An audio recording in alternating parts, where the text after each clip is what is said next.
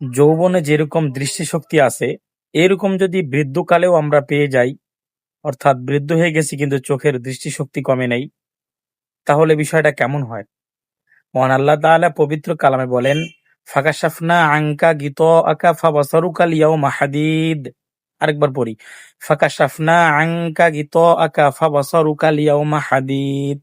কোন ব্যক্তি যদি ৫ ওয়াক্ত নামাজের পরে এই আয়াতটুকু ৩ বার পড়ে তার চোখে ফু দিতে পারে, হাদিস শরীফে আসছে ওই ব্যক্তি কোনোদিন দৃষ্টিহীন হতে পারে না। সে বুড়ো হয়ে যাবে কিন্তু তার চোখের দৃষ্টিশক্তি কমবে না।